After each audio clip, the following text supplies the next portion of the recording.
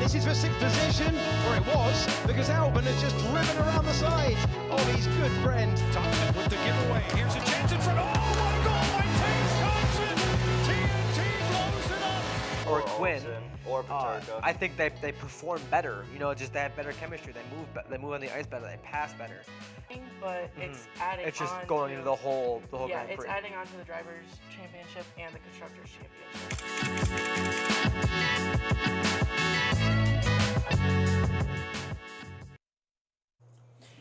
Hey, long time no see, sports fans. It is your favorite 16 minutes late single camera sensation sports hour, here to join you for another hour action-packed sports coverage, starting with some hoops. A little bit of ball. With my boy Brent Casillo. Always a pleasure to have you on the show. So, what's the latest in the world of basketball?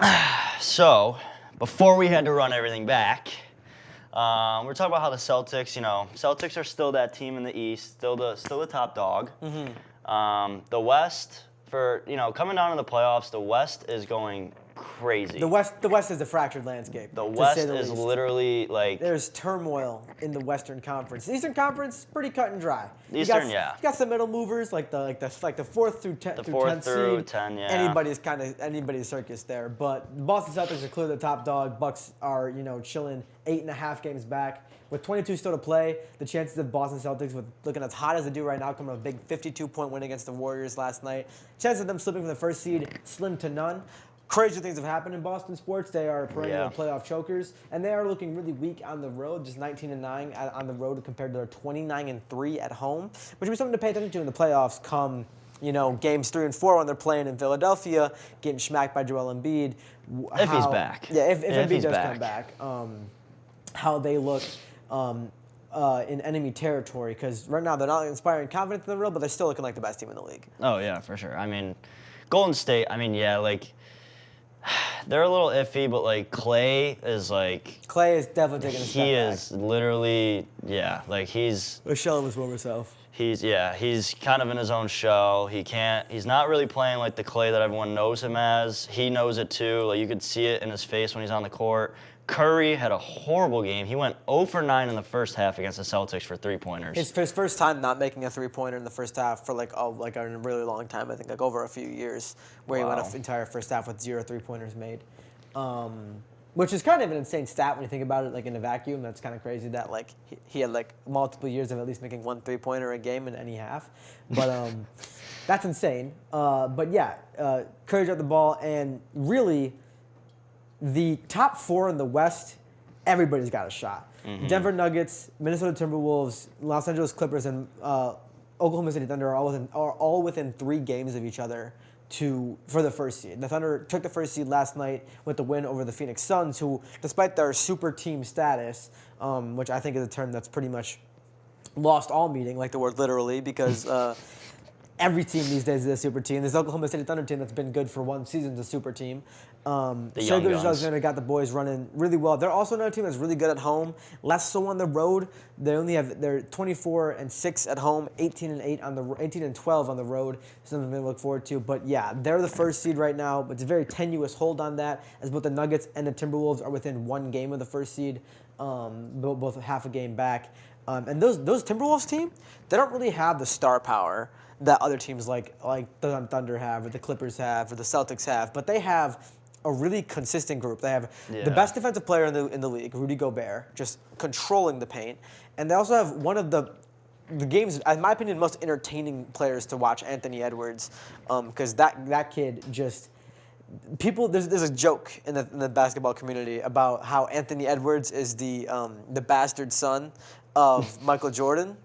And every time I watch this kid play, it really feels like he is, because he's insane. He's great on the court, and speaking of the Minnesota Timberwolves, that core that they have, they just looking at them on paper, it's okay, yes, this team should be a good team, but them being in second place on paper is oh whoa. So the guys that they have on their team, I think it all comes down to coaching with that group, because their coach has gelled that group together so well. They've played together so well this year. But again, that's another team, home 22-8, on the road they're 20 and 11. Right. So I feel like when we get into the playoffs, these teams that are like don't have that good of a away record is really gonna haunt some of these teams. That's a great point. And also, there's a couple of things that analysts really hone in on when it comes time to talk playoff basketball about what a team needs in order to succeed in the postseason.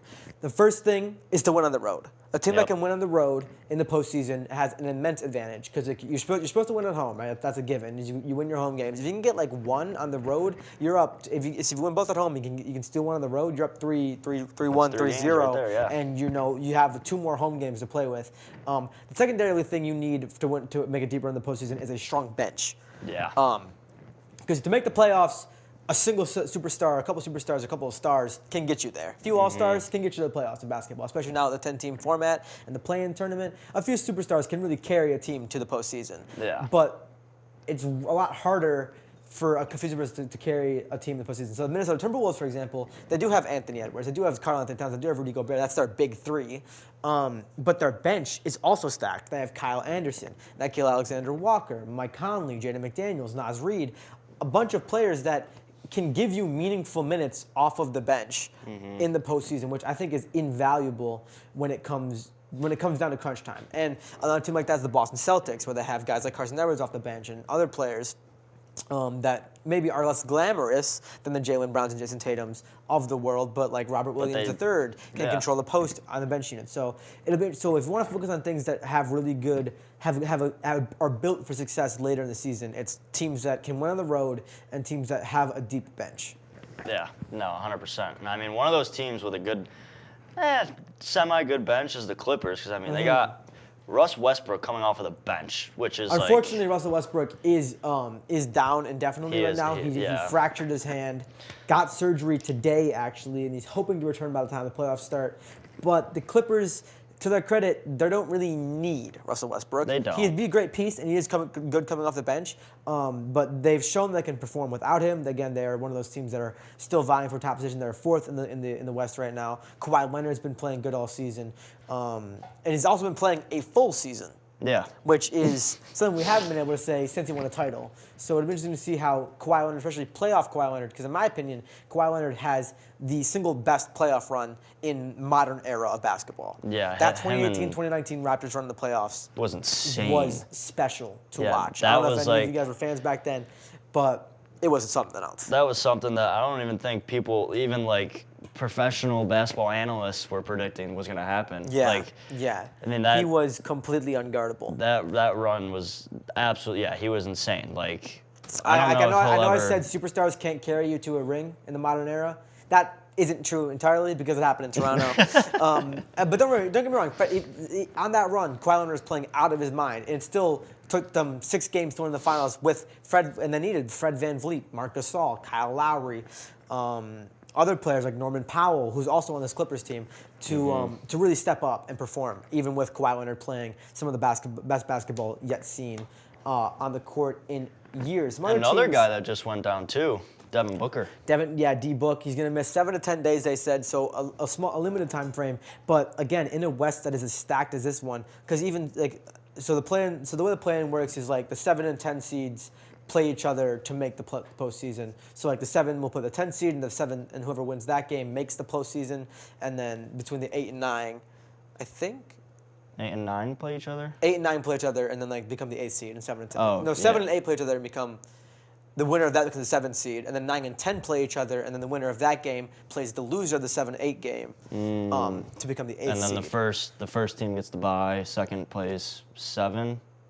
2 plays. So like 7 and 8 play, and then so like the 7th seed and the 8th seed play each other. The 7th and the 8th seed play each other, and if the winner of that game makes the playoffs as the 7th seed, and then they'll play the 2nd seed. The 9 and the 10th game team play each other. And the winner of that game plays the loser of the 7th seed versus the 8th seed, and then the winner of that 8th seed or 7th seed versus the winner of the 9th, 10th game. It's a really complicated format. That is complicated. Realistically, but the point is, if you're within the top 10 seeds, you got a chance to make it in the playoffs. And if the Suns, who are a super team, again, lose Devin Booker for the 7 to 10 games, they got some big games that are coming up because some hungry teams like the Jazz, the Lakers looking to leapfrog in to that sort of safe top 6 bubble. Oh, the Lakers. We didn't even talk about LeBron hitting 40K. Oh, yes. The new record has been set for the another milestone has been passed by King James, 40,000 career points.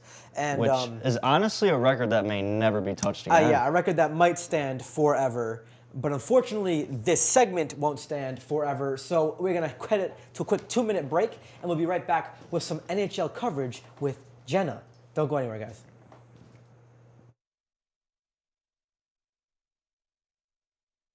Most of my family, they never graduated high school or even let alone go to college, so I'm trying to break that barrier.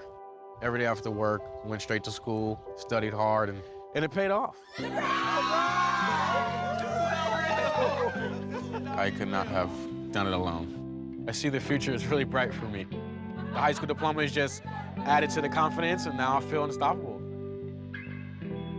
Find free adult education classes near you at finishyourdiploma.org.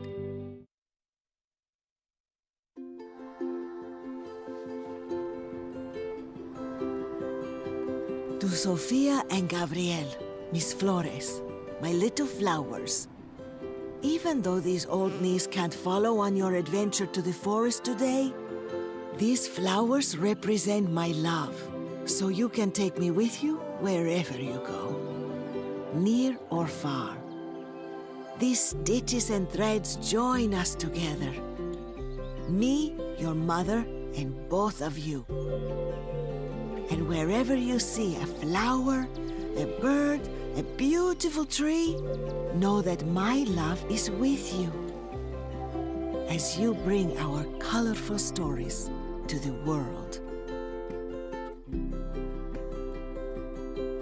Make the forest part of your story at a park near you. Find one at discovertheforest.org. There was an old woman who lived in a shoe. She had so many children, she didn't know what to do.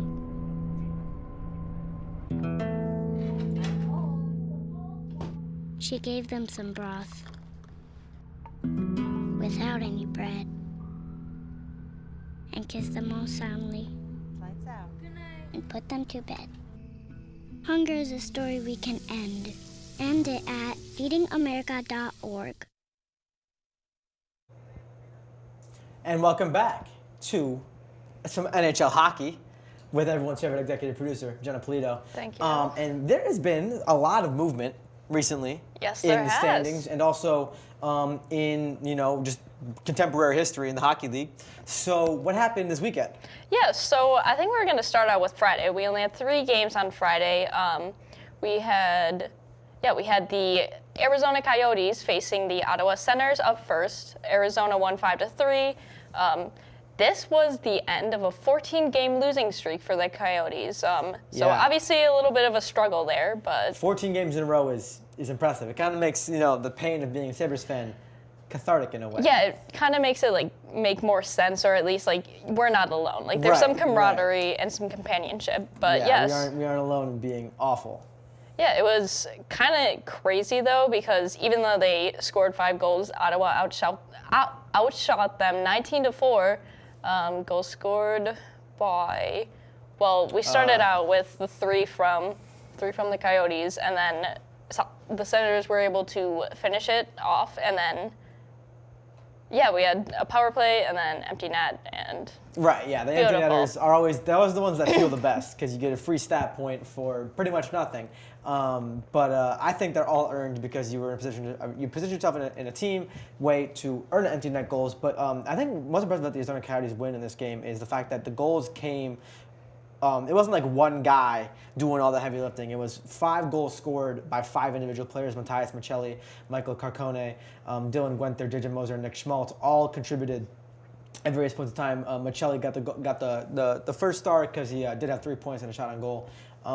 And also, again, with the Senators, they did put up a fight. Shane Pinto, Vladimir Tarasenko, and Drake Batherson all contributing goals in this one, but obviously it was not enough to overcome the onslaught of shots by the Arizona Coyotes.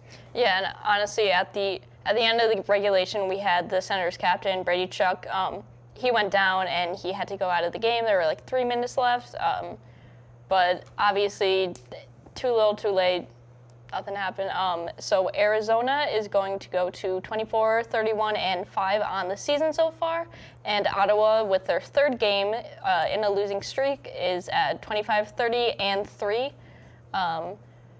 Yeah, just looking around the league a little bit. Coyotes very, very deep in their conference. They are not looking too hot. They are sitting 2-7-1 in their last 10, but they have got a 2-game winning streak to boast, which is not for nothing. However, they are in deep water trying to make a wild card run, as they have 55 points, and the wild card currently in the Western Conference sits at, I think, 72 is the low mark there. Oh no, sorry, Yes. 65 is the low mark. So they're 10 points back from the wild card spot right now in the West. So we'll be keeping an eye on them as they look to mount a comeback after a long losing streak. Crazy things have happened. Some teams have won, 12, 15, 20 games in a row and then missed the playoffs that season. So anything can happen in hockey. And obviously the Ottawa Senators sitting in last place in the Atlantic Division with 53 points. They're on a 4-game losing streak, a little bit of a slide, and they've been pretty bad for a while. So it'll be interesting to keep an eye on them as they, again, trying to rebuild for the future, as they've pretty much been all but mathematically eliminated from wildcard contention. Yeah, I mean, now if we're going to take it over to the Metropolitan Division, we also had the Capitals facing the Philadelphia Flyers on Friday night. A little bit of a barn burner here, as we had some Titans going at each other. Yeah, it was definitely a good game. Ultimately, it fell to Washington 5-2. Big stories in this game. We had Alex Ovechkin scoring his 839th career goal. Now, that just means he's been here for a very long time. Yeah. Maybe Alex too long. Ovechkin has definitely not overstayed his welcome, but he's definitely enjoyed his stay in the NHL. With 839 career goals is quite the accomplishment. And, That's impressive. The fact that he's still putting them in with some regularity is nothing to scoff at. And he's kind of one of those players that, like, you hate him when he plays, but you'll miss him when he's gone, kind of like Tom Brady and like the LeBron James for certain people who hate LeBron for some reason. But yeah, Ovechkin, there's 3 things guaranteed in this world. It is death, taxes, and Alexander Ovechkin scoring. Anthony Mantha also put one in related to our station manager tonight. Our stage manager tonight put one in. Sonny Milano also scored. John Carlson, Strome, and Alexander Ovechkin was the 5th goal for the Washington Capitals.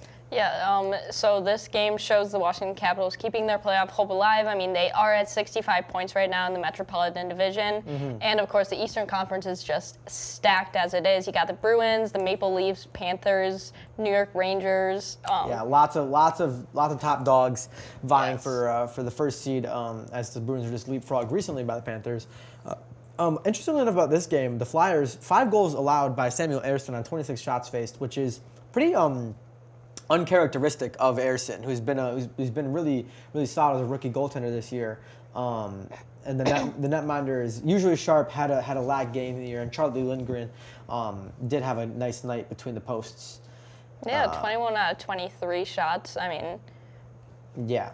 So just a good game all in all, I think, for the Washington Capitals, and a big win for them, as it will help them come down the stretch heading into the wild card race and also some playoff position.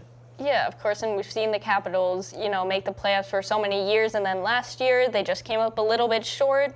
So hopefully this year they can squeak something out. I mean, we also we rarely see the Flyers in a spot. They're at 71 points right now. They're in that 3rd spot in the Metropolitan. So that's also something a little surprising this year. What else seemed a little bit surprising on Friday was that the Anaheim Ducks were able to beat the New Jersey Devils 4-3. Yeah, this one was a big upset. Yes, for it those was. who spend money in these games, you're probably upset with your parlay missing because of this one. And it's kind of hard to find fault in where the Devils went wrong. Give up a lot of chances. Frank Vetrano had a brace in this one. 2 goals scored on 5 shots total. The Hughes brothers put up 4 points total, 1 goal, 1 assist for Jack, and 2 points for Luke. 2 assists. That is, 4 goals allowed by Nico Dawes on 14 shots. That's not going to win you a lot of games. Yeah, I mean, I don't know. I didn't watch the end of this game, but they did also have to put Akira Schmid in after that, so I'm pretty sure they just pulled Dawes after those 4. Yeah, Schmid, in his credit, was perfect from as his into the game. 9 shots faced, 9 repelled in the net for a 1,000 save percentage, which is always what you want to see from your netminder. Lucas Dostal, though, has to. He was doing insane.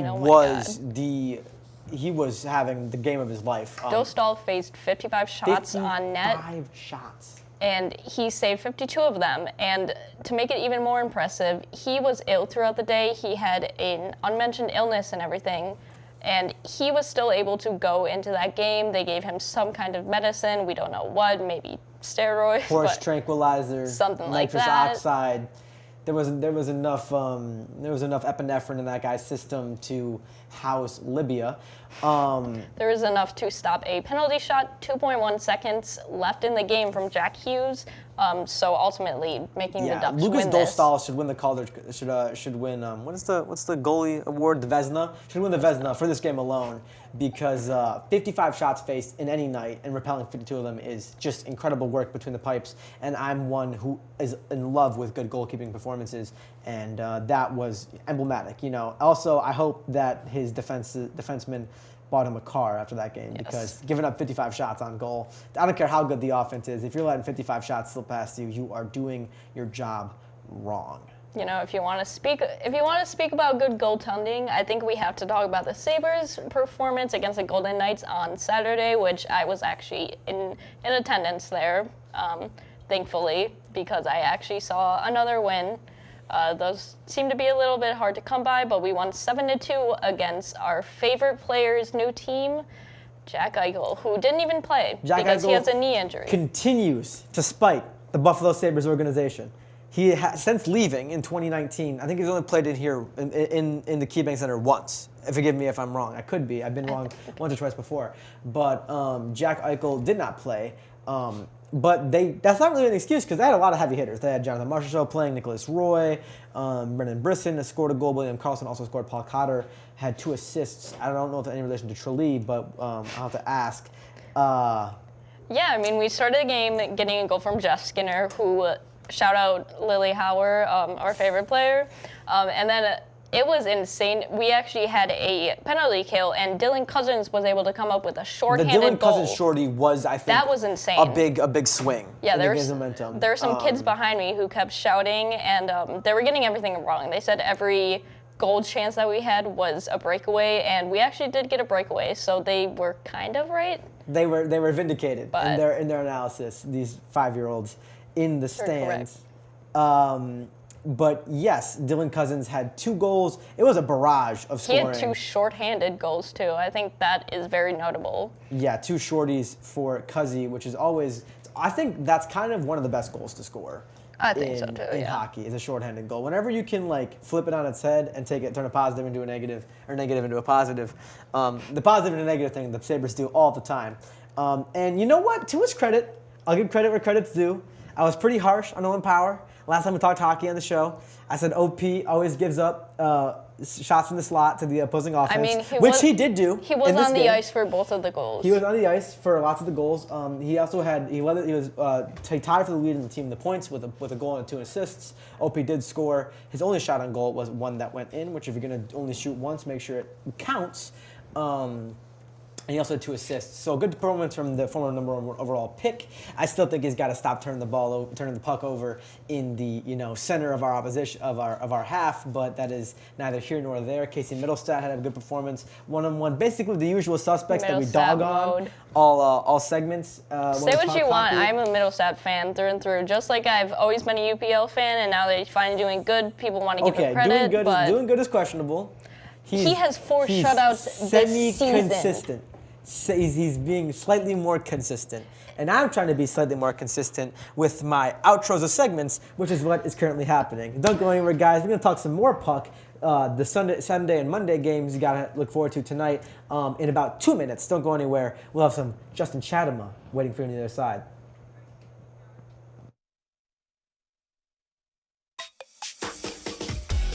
This one's for the real ballers and shot callers, the sisterhood of women in tech. They're discovering cures, building apps, and programming the blockchain. They're CEOs, worldwide hustlers who can make it rain. They're tearing down the old boys club and seeing big gains. Because when women in tech come together, you know they make that change.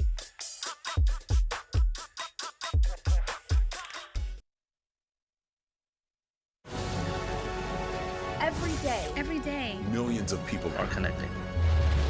And even though we're overcoming obstacles, watching each other's backs, and banding together, we should still make an effort. We should still make an effort to get to know each other on a deeper level. Father, cosplayer, mentor, actor.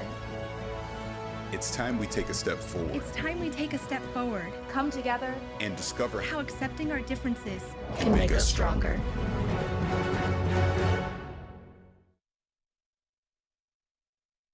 How prepared is your family if a hurricane shows up at your doorstep, or a flood, or a blizzard? You can't just turn away a natural disaster. That's why it's important to go to ready.gov/plan now. It has the tools and tips you need to make an emergency plan with your family. So if disaster comes knocking, let's go. You'll be ready to help keep your family safe. It's just a pizza. Yes! Make a plan today.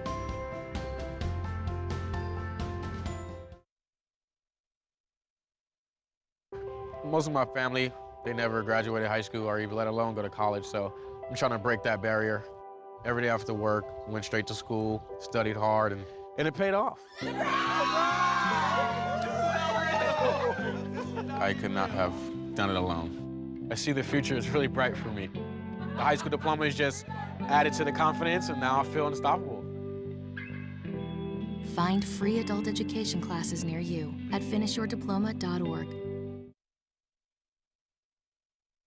What's that I hear, sports fans? You want live updates of the current NHL games happening right now as we talk? Well, Justin, let's give it to them. Let's do it. So far, we got the Vegas Golden Knights trailing the Columbus Blue Jackets 3-2 as they head into the third period. Boston Bruins up 3-0 on the Maple Leafs as they head into the third period. The Panthers and the Rangers, the battle at the top of the Atlantic Division, the top of the Metropolitan Division, with lots of playoff implications there. It's currently tied 2 apiece with 3:48 remaining in the second period. The Blues and the Flyers tied 1-1 at the end of the second. And Blackhawks Avalanche play tonight, 9 p.m. Kraken Flames, which is a game that nobody in the world will watch. It starts at 9:30 p.m. tonight. That's your live sports update that we offer here on Sports Hour, because it's the only live show produced by WNYF. Justin Chatema. Yes, sir. Sorry for that rapid fire barrage of sports Are you okay? information. You need to take a breather? Yeah. I've re-entered my Zen state, and we can talk some Sunday puck, coming off a big 7-2 win against a strong opponent where UPL played out of his mind. Yeah. And he's the best goalkeeper in the history of the organization. How did the Sabres follow up that incredible performance on Sunday, the next day?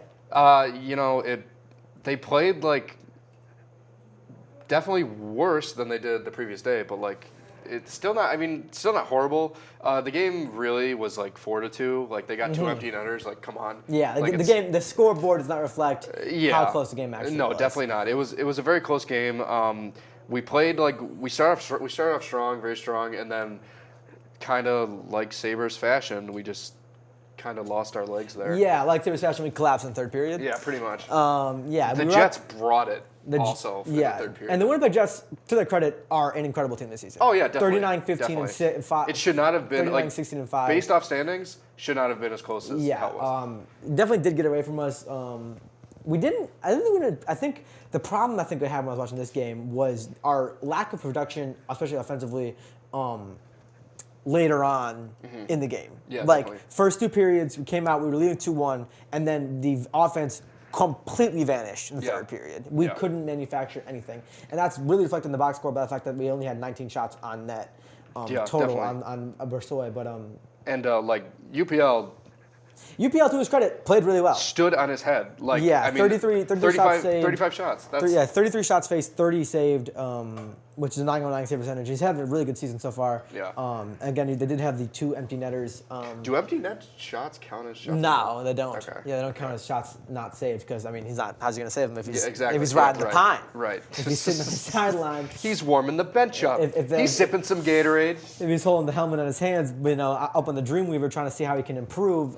So the Jets, they padded the stats. Empty net goals never feel good to get scored on you, and they advance, and they do want to beat the Sabres. The Sabres, I can't get a read on this team. Some days they want to be world beaters and they put up 7 against the Golden Knights. Other days they can't manufacture a shot on goal in the third period.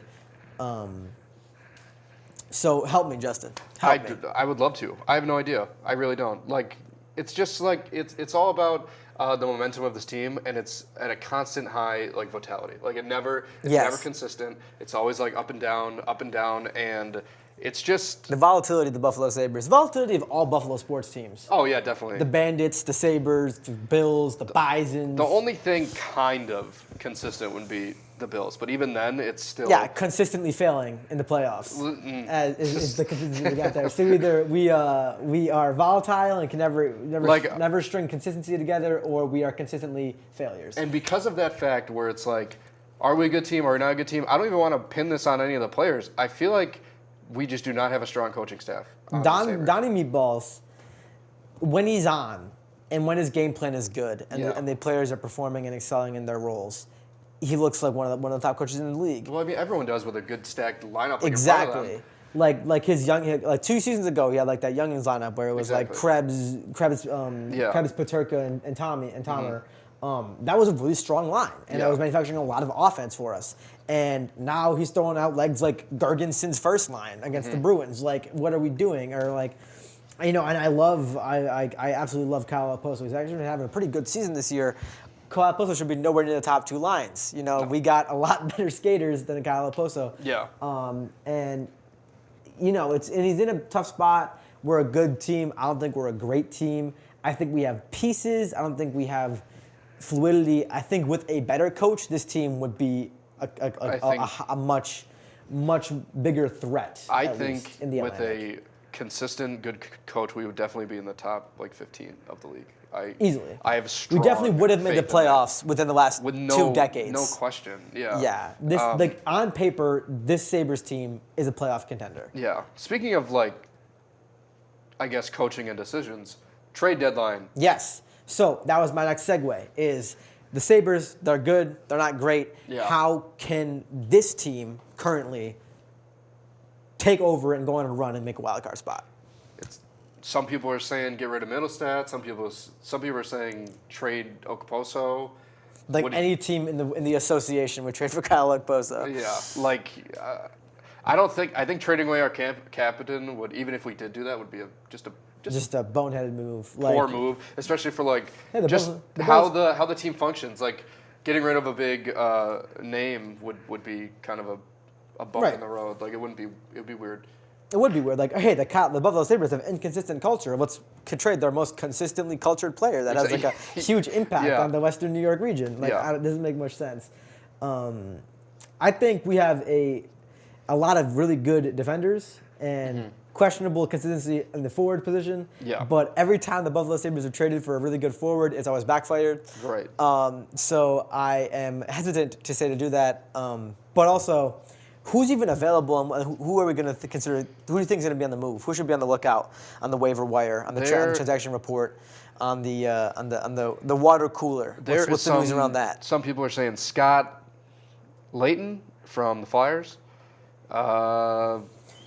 Teams that are definitely need to start blowing it up for sure. Boone Jenner from Blue Jackets. The Blue Jackets also need to improve. Can always get stronger. Yeah. Pavel Buchnevich from the Blue. Yeah, so for those wondering at home, the Blue Jackets are in last place in the Metropolitan Division. Yeah. So any player really older than 30 could be on the move because they have got 50 points. Other teams that are probably going to be on a fire still, the Calgary Flames, I don't know if they're going to make a move, shake it up or not. They're on a 5-game winning streak, and also they have 65 points. So they're not like out of contention. They're definitely still in the hunt. Yeah. The 30 and 25 and 5 right now in the Pacific Division. The San Jose Sharks are horrible. That is just a factual statement. Yeah. They are real bad. They have 36 points. They have won 15 games of the 70 they've played. So, do with that information. Sharks used to be my favorite of mine. Yeah. They're not Yikes. God's favorite. Definitely, That's definitely for sure, not. As they have had one of the California, what's going on out there? Anaheim and the Sharks. Yeah, both Californian teams. Anaheim, San Jose is in CA. Yeah. And then, I don't know. Maybe it's the weather. Maybe it's the fact that they got 20-degree blizzards going on right now. it's not affecting the Kings though. In March, the Kings and Los Angeles Kings 72 wins. I feel like the Kings used to be like a top dog when I was younger, right? Oh yeah. And now I haven't heard their name in the Like news 6 cycle. years ago. Yeah. Or maybe like Jonathan 6 Quick or in his 8. prime. Oh my God. Just like shutting down everyone. Yeah. And now I haven't heard their name. What do I got? Like Quentin Byfield? Is he in Los Angeles? Like who's? Don't know. Like what players does this team even have? Yeah. No, I don't. Oh, they got Kemp. They got Lafreniere. Oh, okay. They got Okay. Quentin Byfield. Okay. Yeah. Okay, so they got some Cam Talbot. Andreas Egwin. Yeah, they got some players. Matt Roy. Okay. Yeah, the Kings they're a nice little lineup. A bold move for us would be to trade Millsat away and then getting like I guess an equal forward or a defenseman. I don't. Well, equal to Middlestat when he's on, and Middlestat when he's playing like Middlestat usually plays. I guess. I think that's two different players you're trading that's there. true. You're either trading Middlestat when he's dialed in, when he's Yeah. locked in, when he's performing, or you're trading Middlestat at his lowest. And that's kind of what's hard to gauge because I feel like a lot of the Sabres players and a lot of the Sabres like stock comes on inconsistent players performing consistently. Yeah, that's. And I think that's really at the heart of it is like that coaching. kinda- Because we have the talent. Definitely. Tage, Peterka, Power, Oposo, Definitely. UPL, Benson, like all these guys, we have the stuff. Jack Quinn, Rasmus Dahlin, even Middlestat. We have the stuff sometimes.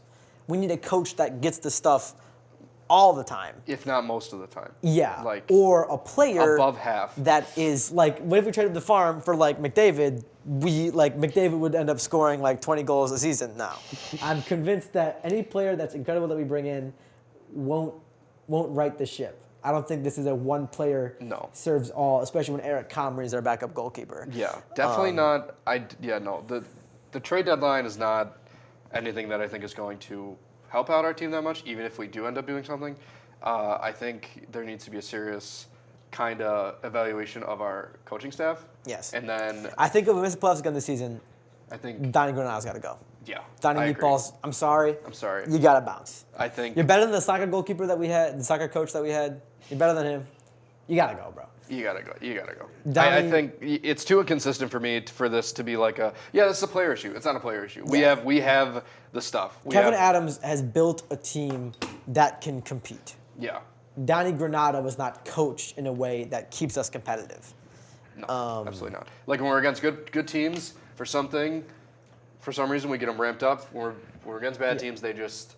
Half of the time when we're against good teams, we're like performing. Yeah, and then when we're against, we play to our competitor, and that is the problem that we need to kind of. And then we're losing to the San Jose Sharks. For Exactly. The first time, That's the cycle we need to break. And I feel like for a coach, that's not hard to do because when you're against a bad team, you just kind of ramp them up consistently. Get them hype. Get them hype. Keep the preparation the same. It's a game. It's not.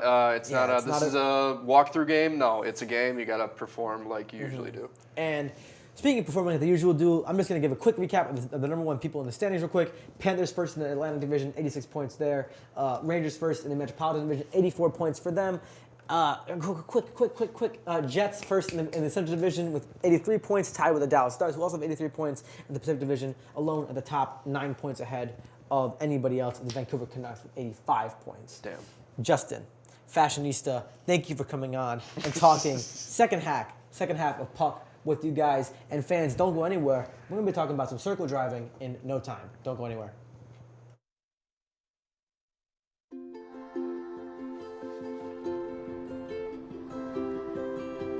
To Sofia and Gabriel, mis flores, my little flowers. Even though these old knees can't follow on your adventure to the forest today, these flowers represent my love, so you can take me with you wherever you go, near or far. These stitches and threads join us together. Me, your mother, and both of you. And wherever you see a flower, a bird, a beautiful tree, know that my love is with you as you bring our colorful stories to the world. Make the forest part of your story at a park near you. Find one at discovertheforest.org. There was an old woman who lived in a shoe. She had so many children, she didn't know what to do.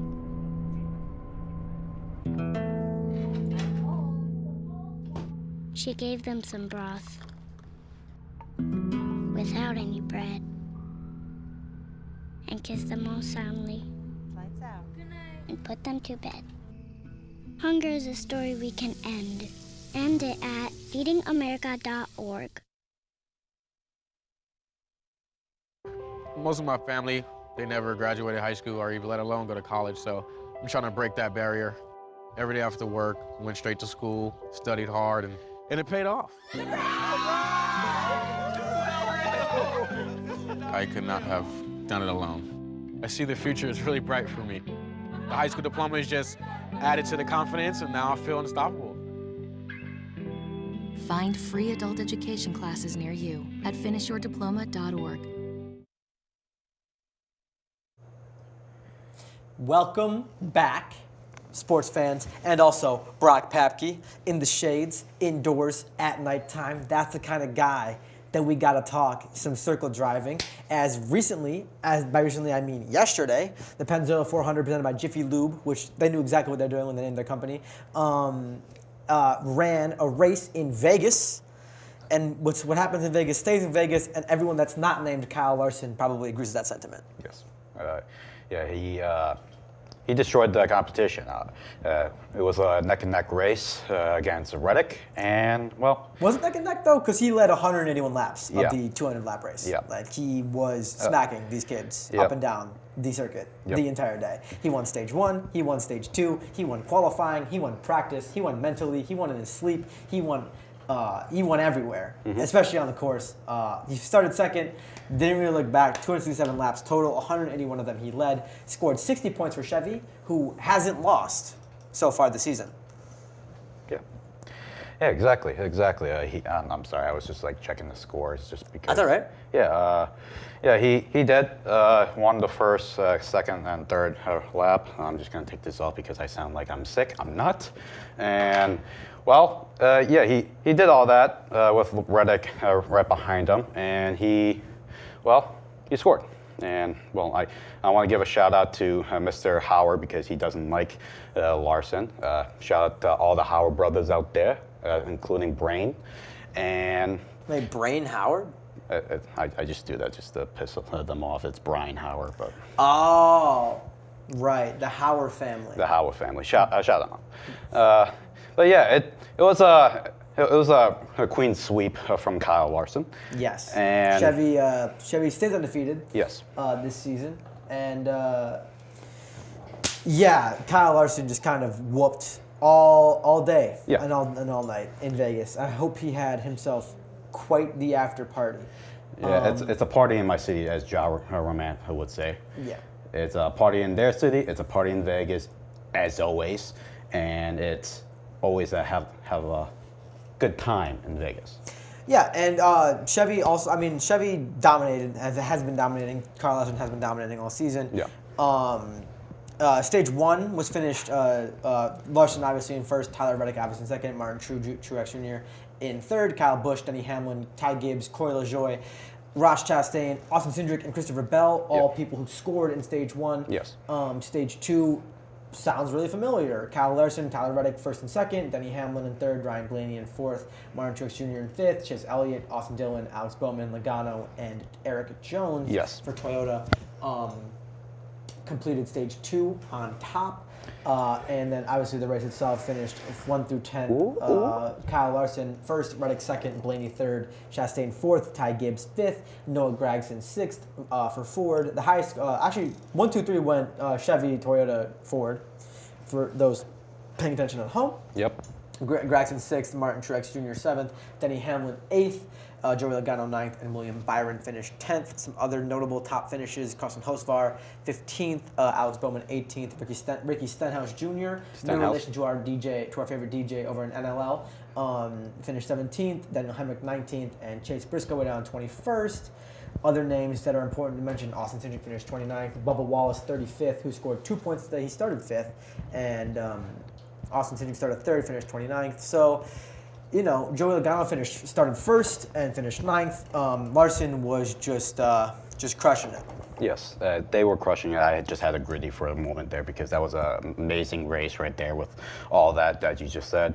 But with all that being said, let's just talk about like the few moments during the race, like how Christopher Bell had like a little issue with like his tire during lap 10, and like, you know, like it was smoke all over the place. It was just a little chaotic and such. So I just want to say I hope Chris Bell is okay, and well, he is. He finished the race by the skin of his teeth, and he just did all that. And also we got the brie on his grill from Byron, and he's all right as well.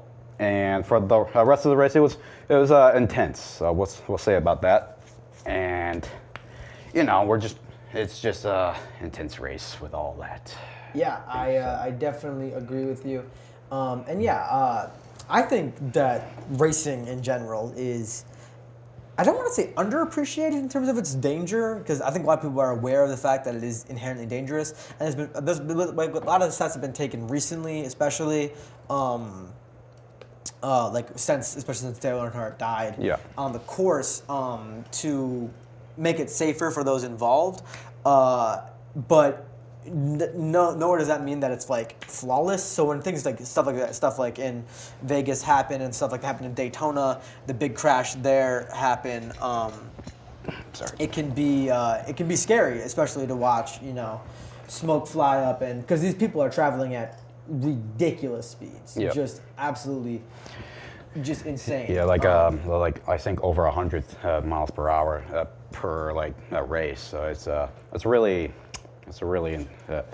like, you know, it's like sort of the same speed as F1, but not as intense as it. It's just like you're going in like laps and with F1. Right. I think a lot of people like want to group Formula One and NASCAR together. I think it's apples to oranges, especially just because like you know, like there's a circuit between a circuit and stuff like that. But I think that, you know, anytime you're in a vehicle that is not, you're not wearing like you're in a vehicle traveling faster than like 100 miles an hour, if it slams into something, you are still traveling 100 miles an hour. The area around you isn't. So really scary. One of my favorite NASCAR radio moments that have ever happened was, I don't remember what driver it was, so forgive me for those that are familiar with this quote. But it was a driver talking to his radio, and I think he was like either in second or third or first, and he wanted to maintain his lead or take the lead. And he said over the radio, "I'm putting my right foot to the floor, and I'm not stopping until I see a checkered flag or Jesus." Yeah. So that gives you a little bit of an insight into how seriously these guys take it and how dangerous it can be for the drivers. That is quite literally. It's really clearly that serious. Yeah, I know that quote. I forget who it was, but I remember that quote from like a while back, and it's just like that. How Lil Wayne has sort of.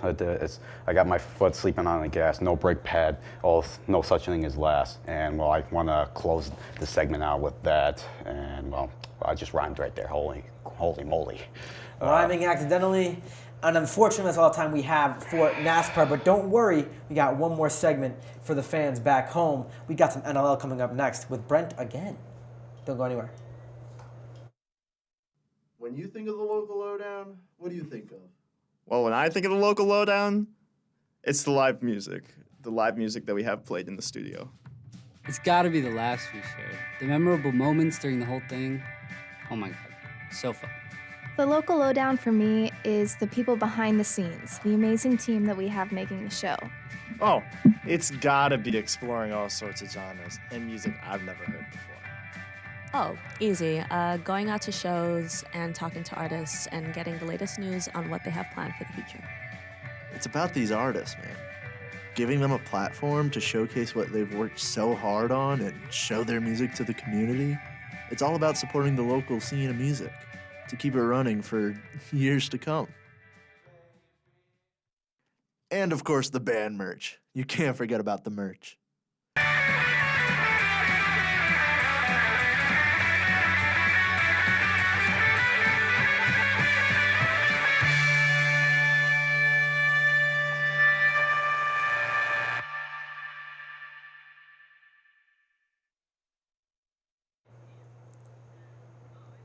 I really hope that our former host isn't Oh! Hey, Trevor. Look at this guy. That guy looks like he can eat a chicken wing. Not just one chicken wing, 9. 9 of them. And I think it was what? And two- look 2 good minutes? doing it too. Wow. With the Who's House jersey. Yeah. And that's why he ate 9. Too. That's why he ate 9. To honor Exactly. Marky Mark. Oh, I didn't even think about that. Whose house? Whose Stay in house. Apparently Trevor's house now. Trevor's house. They should probably get like a Lenovo. I think should sponsor a deal. 9 wings with Trevor's face on the box. Or right on the trophy. What's weird is is that supposed to be a chicken wing on the trophy? Because it looks like a football. It's definitely not supposed to be a chicken wing. I don't know, but If that's supposed to be a chicken wing, I would question whoever designed this. I think it's supposed to be the Lombardi Trophy. That's straight up just a Lombardi Trophy. like no hate to Lenovo, but that is just literally 1-to-1 recreation of the Super Bowl. So literally. But Trevor, I hope you're taking good care of that because that is a very big trophy.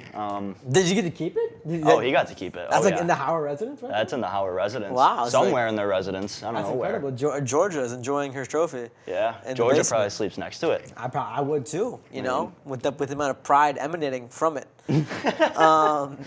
So that's a good sign. Yeah. You got Trevor on the Glad background. to see we got Trevor on the background. Unfortunately, glad to tell you that the Buffalo Bandits are frauds, Brent. And they're falling. Fraudulent. They're coming falling.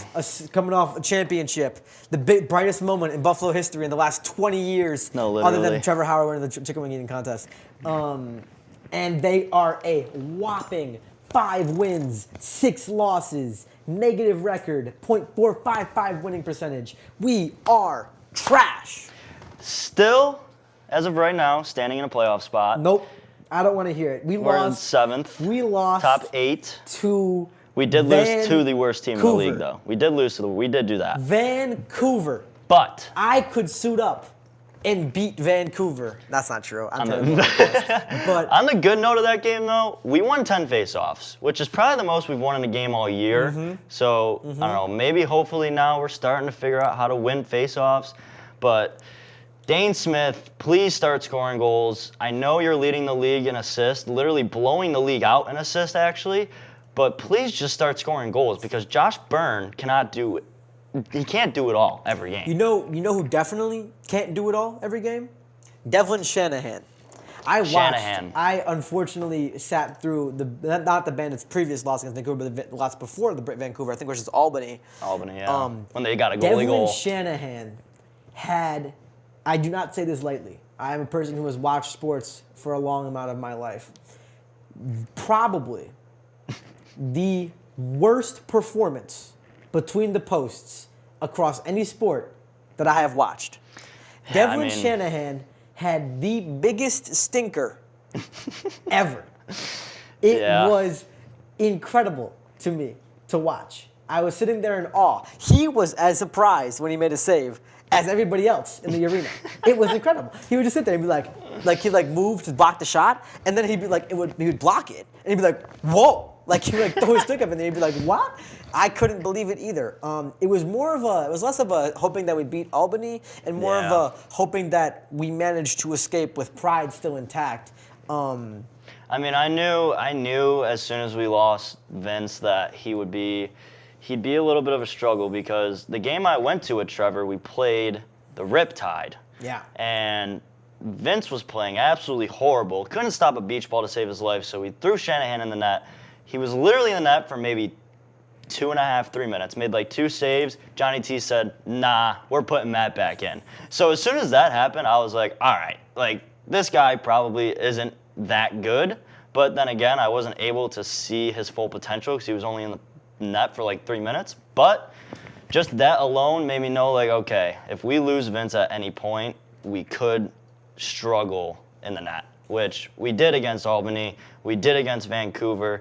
We still were able to hold our own against Vancouver, but still, I mean, that's the worst team in the league. We should not be losing that game. This is his first season really getting an extended period of time of just like playing. Devlin Shanahan, he played a little bit last season, and he's played a lot of this season. His goals against average, meaning the amount of goals average we scored against him per game, is 13.71. Holy Moses. There are teams in the league that do not average 13 goals a game or have not even scored 13 goals in a game this season. I was shocked to discover that like the average scoring of like a lacrosse game is like 8 goals versus like 6 goals. Like I was watching the game and I was like, wow, it's 13 to 12 right now. I wonder what the scores of the other game were. 7-8 full time. Yep. And I was like, wait, they have players in the nets that can stop the ball? But that's why if we trot out Devlin Shanahan again between the pipes, I'm going to have to intervene. Well, we don't have anyone else because Matt Vince is hurt. Find someone off the street, man. Call Trevor Howard in from the box. Get this guy in the net. Yeah, get that guy in the net. Yeah, get Lenova's contest winner between the posts. At least he'd play with some heart out there. Yeah, man. honestly. But I mean, we got another. Watch. This Friday is another game that we have to win. We're on a losing streak. The term must-win gets thrown around in the sports world entirely too often. This is a must-win game. This is 100% a must-win game. If we lose to Saskatchewan Rush. I mean, I said if we lose to Vancouver, our season's over. So I mean, you know what? Morally, I feel like it should be. I feel like the right thing to do as a team would be to fold the season, forfeit the rest of our games, and try again next season. But that's the thing with the Bandits, though, is like I have a feeling they're gonna figure it out. They're gonna string together a couple of wins in a row. Like Matt Vince they're gonna make playoffs. Josh Byrne's gonna, turn into MVP. Josh Byrne. And speaking of goal scorers, where's Chase Frazier? Where have you been, Frazier? Oh, Chase Frazier? You forgot how to play, man. Forgot how to score goals. He's mailing it in. He got that. I don't remember if it was February. He had a long Valentine's Day, man. Yeah, I guess so. I mean, I don't remember if it was the Vancouver game or the Albany game. I think it was Albany, actually. He scored like 2 goals in the first half, and then he just said, "Nah, I'm done. I'm not going to score anymore." One of our top goal scorers, putting up 2 goals against Albany, one of the top teams in the league.